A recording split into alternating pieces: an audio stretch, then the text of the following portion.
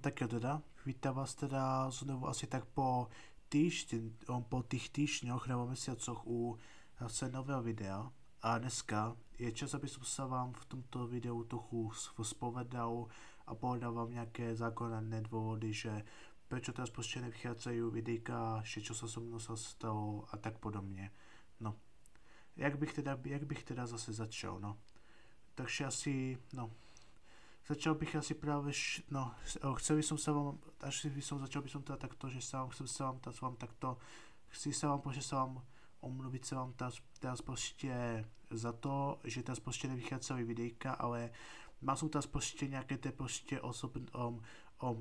osobné problémy, ztratil som motiváciu a tak podobně, za to sa vám omluvit a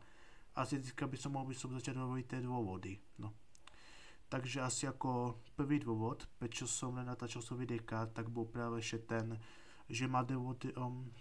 že stratil som prostě motiváciu editovat, že ma prostě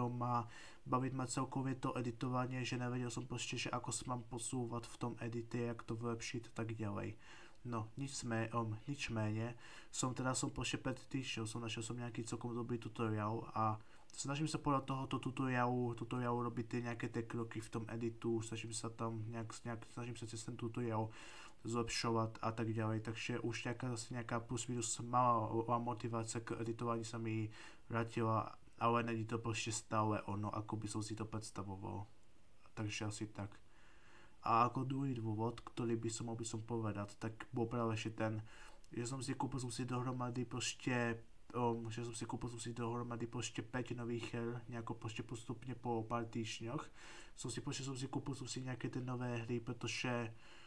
kúpil som si prostě nové hry na Steam, sú to klasické príbehové hry, nie je to žiadna online hra nebo nič takové, to je to klasická hra, kde je tam príbeh a tak podobne. A do těch hier som začal být celkově dost jakoby závislý, protože no, jak bych to popisal, prostě ty příběhy v těch hrách má dost zaujaví a tak som sa práve že na místo prostě pracování na nejakými projektami sa venovať sa týmto hrám a tak podobně. Samozrejme tie hry je stále hram a to všetko, ale zkrátka jeden z tých dôvodov bol práve že to, že som objavil nejaké nové hry, ktoré teraz prostě aktuálne nie, teďka hrajem a tak nejak, takže asi tak nejako, no. A ako takový tretí dôvod, čo by som tak povedať, tak bol práve že ten, že poslednú dobu mám takovouto motiváciu, nebo no, nemotiváciu, ale skôr mám prostě poslednej dobe takovýto pocit, že už ma niektoré veci ma celkově moc nebavia, že mám prostě chuť, pokud ide napríklad o ten YouTube, nebo celkově ten YouTube, tak mám celkově dost takovou motiváciu začať prostě robiť takový nějaký skôr inakšie odlišný štýl prostě toho kontentu, že namísto těch her bych robil prostě recenzie nebo nějaké takovéto menší rozbory nebo něco takéto, nebo prostě mám takový v sobě takový pocit, že mě ty inakšie věci, že mě ten iný content baví ma prostě viacej, že prostě zkrátka baví robiť skôr takovýto iný content a tak podobně.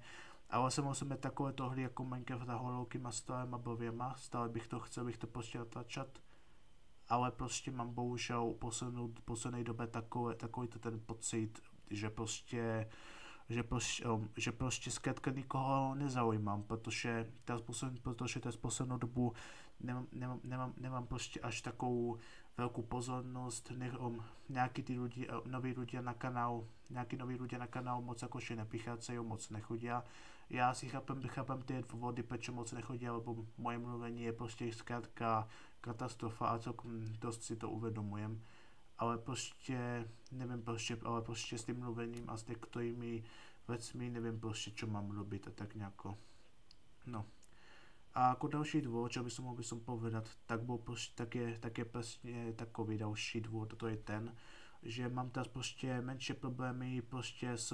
s natáčením prostě, protože já klasicky používám Streamlabs, protože na notebooku mi kvůli nějaké grafické kartě a takovýchto sračkách mi nefunguje mi prostě OBS, takže používám prostě Streamlabs a ještě takovýto samostatný program na točení těch horovek a tak. A bohužel toho Streamlabsu se mi právě to, že keď chcem prostě natáčet prostě Minecraft vo full screene, keď chci prostě natáčet Minecraft vo full screene, že zapnem nahrávání a dám Minecraft do full screenu, tak bohužel polovina toho záznamu je prostě zalogovaná, zasekaná a moc to by to nevypadá to dobré. Jako, že sa počne sa kompletne že sa tam nic zkrátka sa tam neděje a tak podobně. Samozřejmě, takže asi tak nějak. Dotaz prostě nevím prostě přijít na to, jako ten problém opravit, ale je to možná tím, že jsem lenivý to opravovat, ale pokud byste někdo nějaký tip na to opravení, tak byl bych strašně rád, kdybyste mi to napísali byste mi to celkom do toho komentára, protože občas prostě, nebo prostě fakt občas bych potřeboval, protože fakt bych občas potřeboval fakt jakože doslova celkom poradit a tak no. A jako takovýto další důvod, čo ma tak napadá, tak je právě že to, že stratil som prostě zkrátka motivaci, lebo ako som zmiňoval som predtým, tak bohužel noví ľudia na kanál moc nechodia a u toho posledného videjka, čo bol práve že to Mirror, nedostal som až takú veľkú podporu, že nedostal som až tak veľa komentárov. Samozrejme chápem a je to možná aj pochopiteľné, prečo tomu to tak bolo, ale já s některými videami si dávám si až takovou velkou prácu, ale bohužel vždy mám takový pocit, že bohužel ty ľudia, akože vy diváci občas tú prácu moc extra neoceníte. A aj cez to, že sa snažím sa prostě zlepšovat, protože poviem to takto, některé věci sa dajú zlepšovat a některé věci sa zase nedajú sa moc zlepšovat, tak to bych to asi povedal. No. Takže asi tak nejako. No, nevím prostě asi bych to ukončil, bych to už oficiálně teda takto, že nevím vám moc, nevím prostě povedat, kedy budem znova více aktivní, nebo tak nějako, ale rozhodně se budem snažit se prostě ty videjka je teraz na těch videách pracovat, editovat je a to všetko. Takže asi takto, takto bych to okomentoval, že nevím prostě povedat, kedy bude zase znova velká aktivita, ale to bude zase záležet na mojej motivaci a to bude to záležet právě od tohoto, jak mi půjde mi potom to editování a ty jiné věci a tak podobně. Keď tak nějaké ty informace o těchto videách a věcech budem dávat klasicky na Instagram a po případě do YouTube komunity, ale hlavně byl by som rád, kebyste byste na ten Instagram, nebo na Instagrame by som rád, bych už rád dosáhl těch 50 followerů, takže za akúkoľvek podporu v této době budem docela rád. Takže asi tak.